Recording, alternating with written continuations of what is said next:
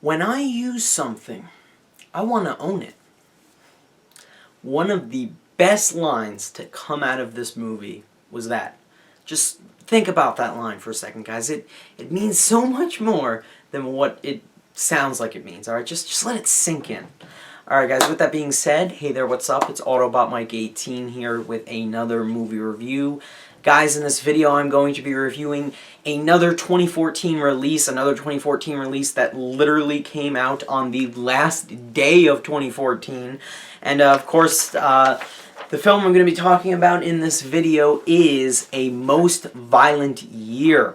Most Violent Year is from director J.C. Chandor, who has been on a pretty interesting hot streak so far. A lot of critics, especially, have been really giving his movies a lot of praise.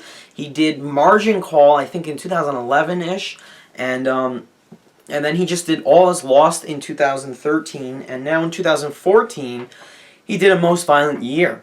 And the guy's definitely getting a lot of praise. A lot of people are saying he's a really interesting filmmaker, a new filmmaker to keep your eye on.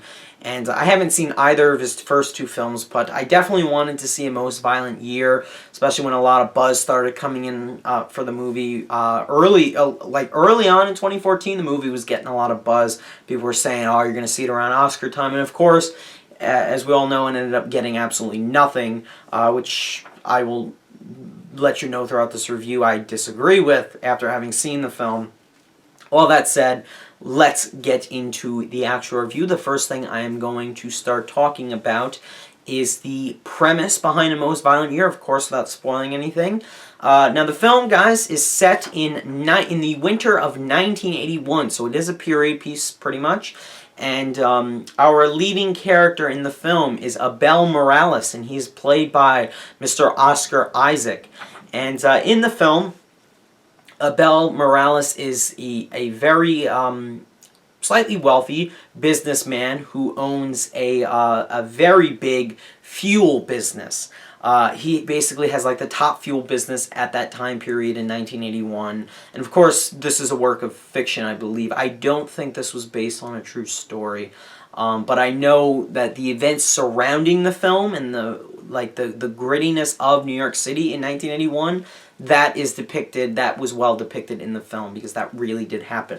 But anyway, apart from that, Abel Morales' business is thriving. He's attempting to land more location or to expand his business. He's gotten a lot of money coming in, and he thinks that his business has the potential to really thrive as soon as he acquires more land and more space for his business.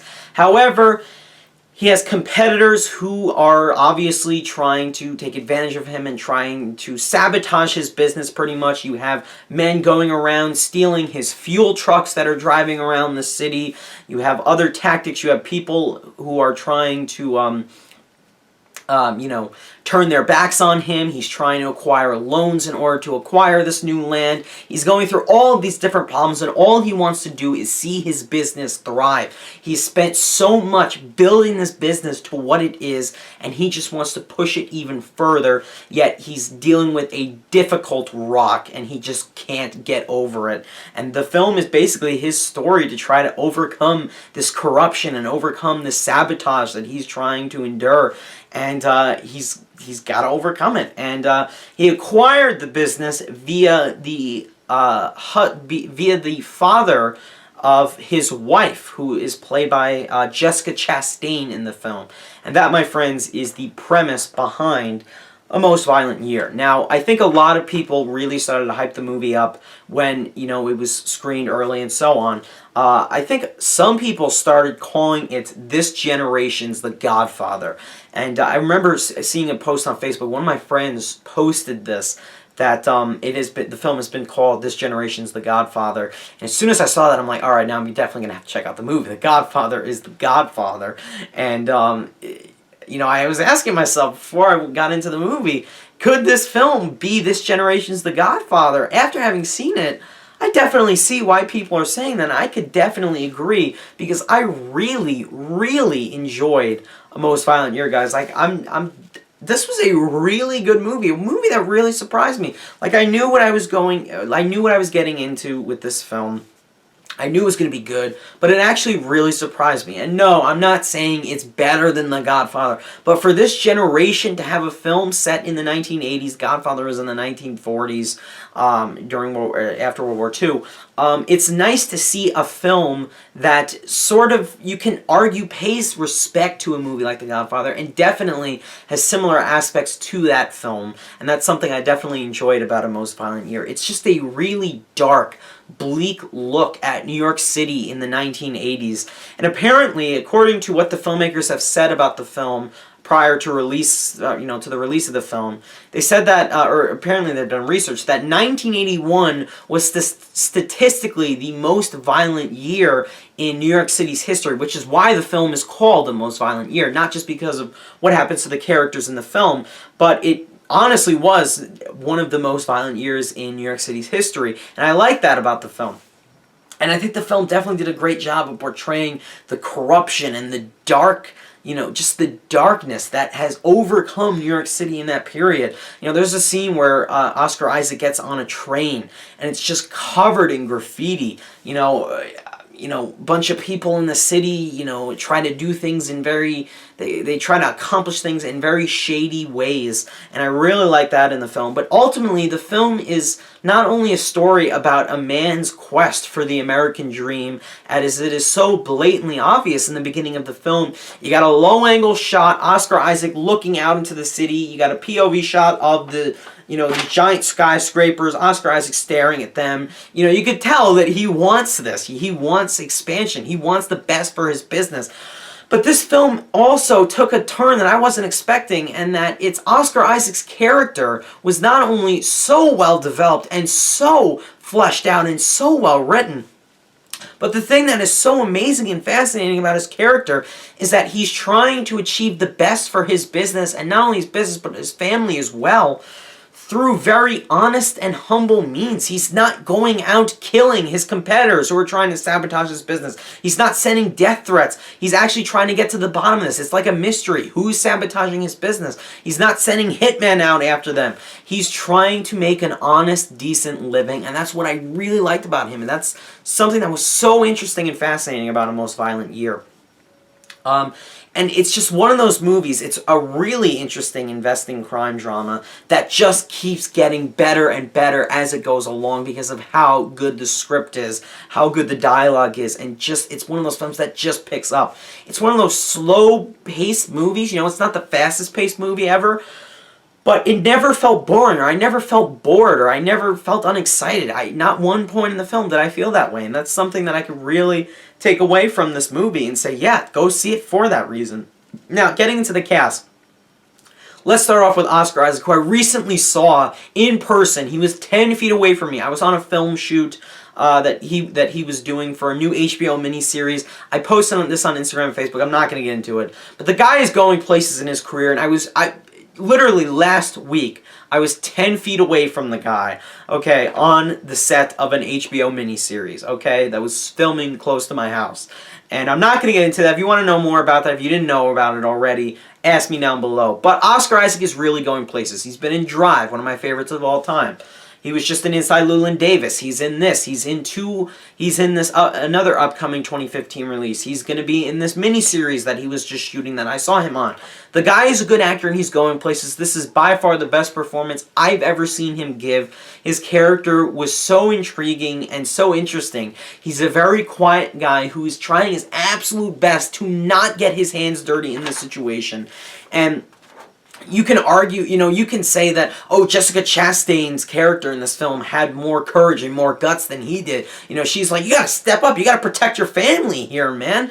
And he's like, I'm doing my best, I'm doing the best I can, but I'm not gonna do it in the way you want me to do it. You want me to pick up a gun and start picking people off. I'm not gonna do that. And that's something that is so interesting about Oscar Isaac. I swear to you guys, this is one of the most fascinating characters I've seen in a film in a very long time. The character of Abel Morales. I really, really was invested into him. What he was about, what he stood for. He's after that American dream, but he's after it for the right reasons, and he's after it to achieve it for the right reasons through very good pretty much moral reasons. He pays back his loans. He's very faithful and honest to the people he's interacting with in order to succeed in these business deals and everything that he's making. And he's trying his absolute best to not let his moral strength decline. And Oscar Isaac was brilliant in this film. One of the better performances of 2014, for sure. Jessica Chastain deserves Supporting Actress nomination award. She deserved Supporting Actress consideration, let me say that much, for her role in this film. I would say the same for Oscar Isaac, but it was just such a crowded year. He's not one of my favorite performances of the year, but he was really, really good in this movie. Definitely a career best for him. One of Jessica Chastain's better performances. She definitely deserved a nomination for this movie over Meryl Streep, who's been nominated like 20 times. But she was gutsy in this movie. She was self-reliant. She wasn't a damsel in distress who was just the wife of the man in charge, you know. Got the first Godfather. I don't want to keep comparing it to that movie, but I forget her name. The wife of Al Pacino in the film, by the end of the film. Honestly, you can say Jessica Chastain was more involved in the film than she was, and that's something I can definitely praise this movie. Jessica Chastain held her own, and she was sexy as hell while she did it. Anyway, all that said, David Oyelowo, who just was in Selma, is also in the film, does a great job. Albert Brooks, who was also in Drive with Oscar Isaac, which was cool to see, also did a very good job in his scenes. I gotta say, guys, I really, really enjoyed this one. Getting into my rating for the film, I'm gonna go pretty high. I really liked it. I definitely recommend it. It's one of those movies. It's compelling. It's captivating. It's investing, and it's slow paced. Unlike Foxcatcher. It is slow paced like Foxcatcher, but unlike Foxcatcher, it's actually exciting, and you can actually find much entertainment out of it, and a very compelling story that definitely leaves you on the edge and keeps getting better and better as it goes on. The script, the dialogue, the directing from J.C. Chandor, all of that really worked. I'm going to go high with my rating for A Most Violent Year. I'm going to go 9.25 out of 10, or a solid A-. I definitely recommend you guys check this one out. See it in the theaters if you can. It's really worth it. But the script is so well done. The dialogue is tense.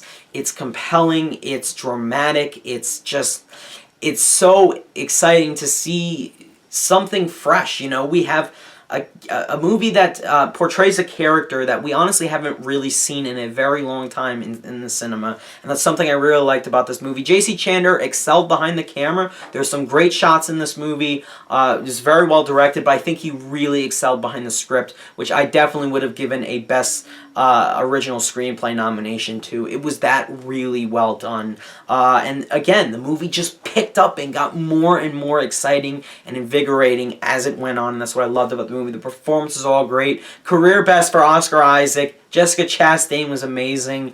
The cinematography, like I said, was good. The score was great. Loved all of that with The Most Violent Year. If you're wondering, guys, why I didn't go all the way with my rating for the film, I feel a few things were slightly flawed with honestly, my one flaw I had with the film was that one of the minor characters in the movie, his name is Julian, that's all I'm going to say. I felt that they focused a little bit too much on him when they just could have wrapped his story up at any time in the film. And the fact that he had such a big emphasis at the finale of the film, and with what he ends up deciding to do in the finale of the film, I don't know, it just rubbed me the wrong way, and I just felt that it was, honestly, the finale was one of the weaker parts of the movie. If I had to find a weak part or a weak flaw in this film, it was definitely the finale and that supporting character of Julian. I like what it said about a rich, powerful man against a less powerful man. That's what the film was trying to say in its final scene. But I just wanted a little bit more of that finale. It just didn't hit me like I probably wanted it to. With that said, 9.25 out of 10 or an A- for A Most Violent Year. Definitely see it. It's a dark, really, really engaging crime drama. I definitely recommend you check it out. It definitely earns the right to be called this generation's The Godfather, because it's reminiscent of that, pays respect to it, and that's why I like the movie as much as I did. With that said, guys, what did you think of A Most Violent Year? If you've seen it, let me know down below in the comments. You think it got snubbed by the Oscars? I think it did in a couple of categories, which is a shame. Anyway, guys, thanks so much for watching. I will catch you in my next video. Bye, guys.